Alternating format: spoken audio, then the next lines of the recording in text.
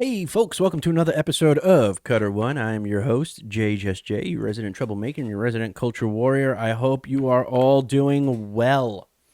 All right, so this is going to be part two in the quintology. Right? That's a five-parter, right? Of videos that are coming out today. And this is showing all the different sort of approaches that are going to be taken to sort of tear down Peter Jackson, the original Lord of the Rings trilogy, the Hobbit trilogy, and anything that could stand in the way of Amazon's Rings of Pewter being the default Lord of the Rings adaptation, right? So, and I mentioned to you that this was going to happen. So let's go right into it. This is coming to us from the folks over at Startifacts.com. We've read articles from them before.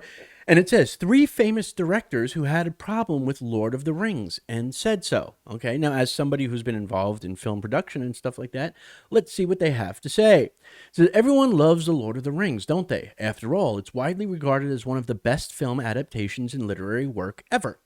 And yet, there are some pretty big names in the film industry who are not fans of the trilogy, and they're not afraid to say why. In an interview with Vulture, in which he spoke about his decision to retire from directing movies, Steven Soderbergh was critical of Peter Jackson's film trilogy. He described how, in his mind, the black and white good versus evil element of Lord of the Rings means, quote, ambiguity is not on the table anymore, unquote. He said that when audiences first watched his own movie, Contagion, he said that when audiences first watched his own movie, Contagion, there was frustration with the way that Jude Law portrayed Alan Crumweed, or Crumwida, because viewers were unable to determine whether or not he was, quote, an asshole or a hero, unquote. But the film's producer, Gregory Jacobs, said at the time of its release that viewers are supposed to be unsure about him. Indeed, the uncertainty around the truth of the pandemic and vaccines, sound familiar, was part of what made the film so engaging. But Soderbergh has other issues with Lord of the Rings and says the trilogy sparked a fashion for films having, quote, multiple endings, and said audiences now expect this. While he may be completely against the use of multiple endings, he did raise concerns that fans no longer like movies that take risks. Okay, I'm going to stop right there. Now, I can't say I'm a huge fan of Steven Soderbergh, or that I miss him no longer making movies in any way, because I'm not. Okay, he's done some good stuff. He's done some stuff that I wasn't impressed with.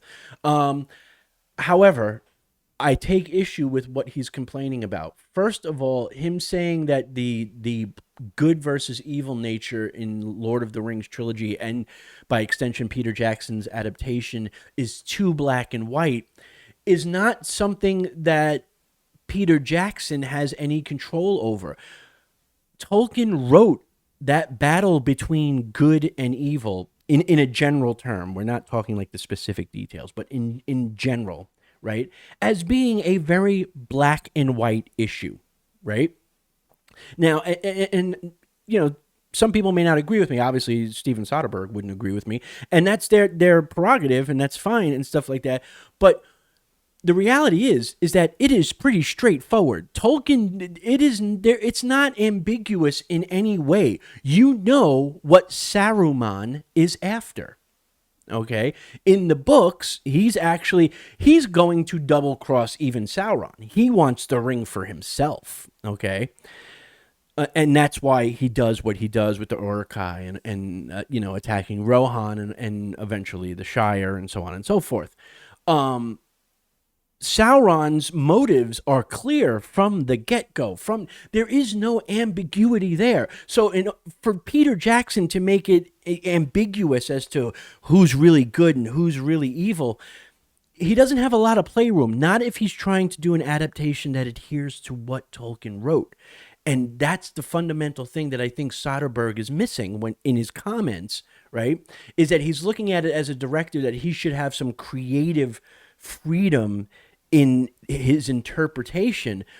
But again, if you start making it ambiguous as to, well, is Saruman really bad or is Sauron really evil? That's not what Tolkien wrote. And then you're drifting away from trying to adapt Tolkien's work, and now you're sort of mixing it in with your own, okay, which is more like what Rings of Pewter is doing. Okay, so I take issue with that. The other thing is with the multiple endings. The reality is that the Lord of the Rings books have multiple endings. It does. There is the wrap up to Aragorn and Arwen's story. There is the wrap up to the Fellowship story. There is the wrap up to Frodo and Sam's story. There is a lot of multiple things that end, with the scouring of the Shire and stuff like that. So for Peter Jackson to try and put all that in a montage would be goofy. Okay, so I'm sorry, Steven Soderbergh. You may be a known entity in Hollywood, but you can also be fucking wrong, and I just think you are. Okay. Anyway, Peter Weir is another director who has spoken out on the legacy of the trilogy. He told Cinema Blend that the success of Lord of the Rings led to Hollywood's desire for franchises, as it showed execs that, quote, there was gold in them thar hills, unquote. And he argues that this was the death knell for smaller movies that were destined never to be blockbusters that made billions. As an independent filmmaker himself, it's easy to see why he feels this way. Those who make films for the sake of art and not money now find it more difficult to find backers for their work, as it's seen as less lucrative. Okay, so let's go into that, because I too am an independent filmmaker. And again, I would disagree. And I would disagree on the grounds that the Lord of the Rings trilogy was not the first franchise to ever exist in Hollywood. Okay, you had, I would argue, okay, and I know some of you guys watching may not like this, but I would argue that if you're going to say that it showed Hollywood execs that there's, gold in them thar hills, and that it led to them wanting to just focus on these franchise blockbusters, right? And trilogies, as opposed to small one-off independent style films. I would argue that Star Wars did that. Okay, because I was around for the original trilogy of Star Wars. Okay, I was like 6, but I was there. Okay, throughout the entire 80s, that's what you got. Right? You would have these one-off movies like Terminator, but then several years later, you'd get Terminator 2, and then you'd get Terminator 3, and then Terminator Genesis, and then, you'd have Alien, the first movie from 1979, but then in the mid-80s, you got Aliens Part 2, and then you had Aliens 3, and then Aliens 4, and so on and so on and so on. So I would argue that putting that at the feet of Lord of the Rings and Peter Jackson, again, is disingenuous. Okay, because Hollywood execs have known since Star Wars that you can do a trilogy and build a franchise. Why do you think Disney spent $4 billion to acquire the franchise of Star Wars? Okay, so it's disingenuous for Peter Weir to put that on Peter Jackson, but it fits what the article is trying to do. So let's continue.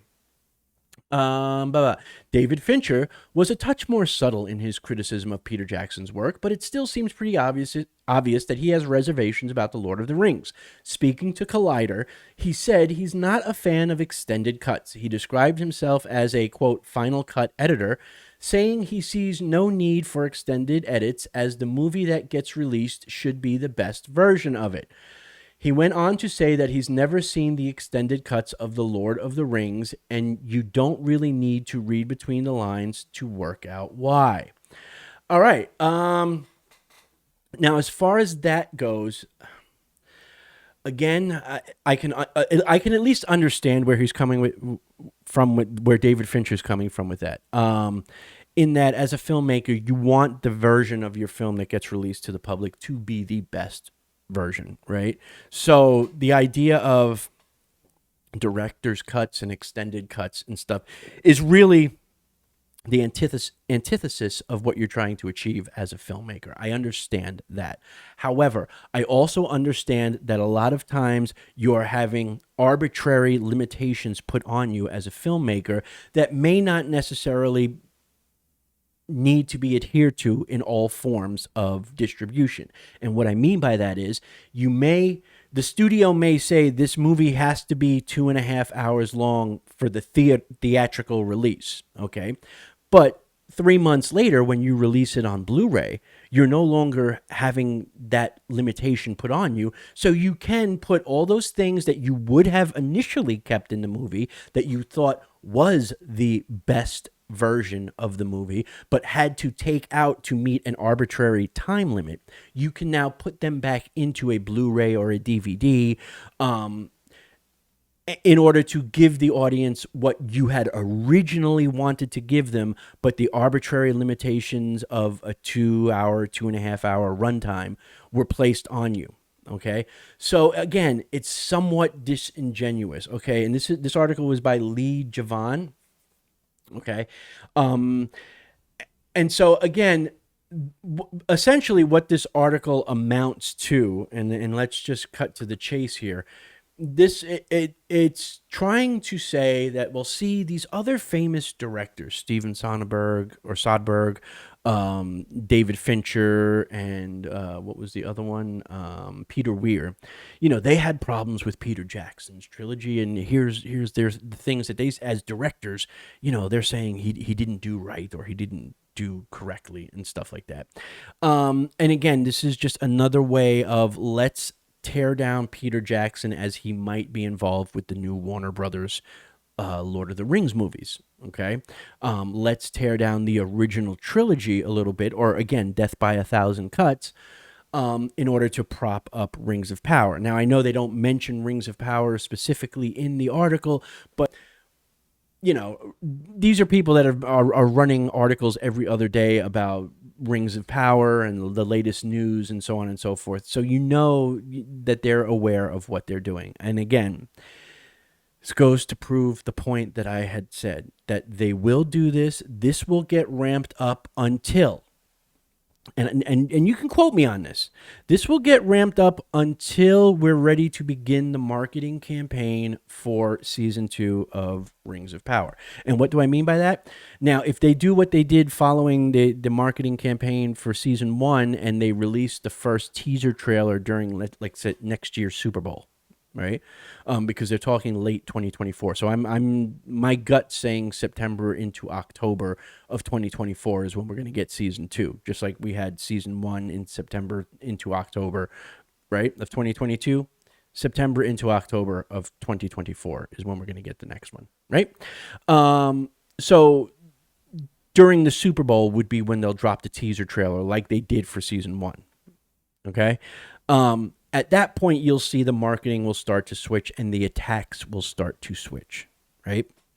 They will go from attacking the concept of the original Peter Jackson trilogies and Peter Jackson and Warner Brothers, and it'll sort of swing over to being more about the fans and whatever negative reaction comes in there is from the teaser for season 2.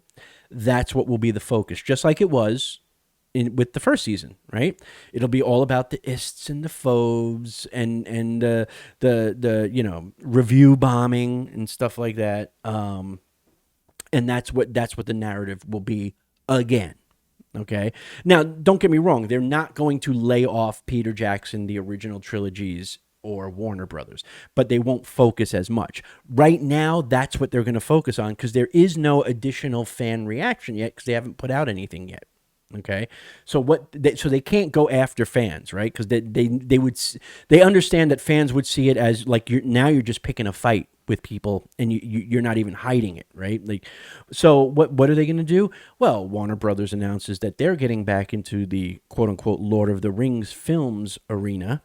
And so now let's go after them. Let's attack them. Let's attack Peter Jackson and anyone connected with the original films, right?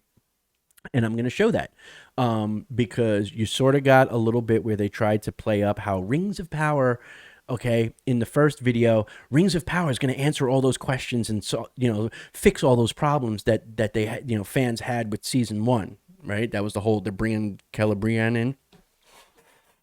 So that was that. That's going to be one prong of their marketing campaign. This is the second prong. Let's go after Peter Jackson. Let's go after the original trilogies. Let's go after Warner Brothers, right? And this is the second video. So now you're seeing it. So now we've seen a little bit of both, okay? And it's going to continue. For like I said, the rest of the videos I put out today are all going to have this recurring theme of prop up Rings of Power, tear down Peter Jackson and Warner Brothers and the original trilogy. And this is just the first of those articles for today. Anyway, let me know what you guys think down in the comment section below. Do you think Peter Weir, David Fincher, or Steven Soderbergh are correct in their criticisms of Peter Jackson in the original trilogy? Or do you just think it's a whole lot of BS just for, for the sake of propping up Rings of Pewter? Let me know what you think down in the comment section below. And remember, if you like the video, then like the video. If you feel like sharing the video, by all means do so, because it helps us with the YouTube algorithm. And if you have not subscribed yet, I would hope that you would consider subscribing and turn that red subscribe button gray. We're a good bunch. We've got merch. Got merch over here. And, we have a good time and we have fun. And we're all about, upholding Tolkien and his works and the integrity of his works, and not letting people get blinded by the media and the access media and their shilling for Amazon and this horrible adaptation of Tolkien's work, and as well as other fantasy stuff, Dungeons and Dragons, Dragonlance, and all sorts of other stuff. All right, folks, and that's gonna do it for this one. So as always, remember to be good, be safe, be awesome, but more importantly, stay more dorkish. All right, until next time, peace.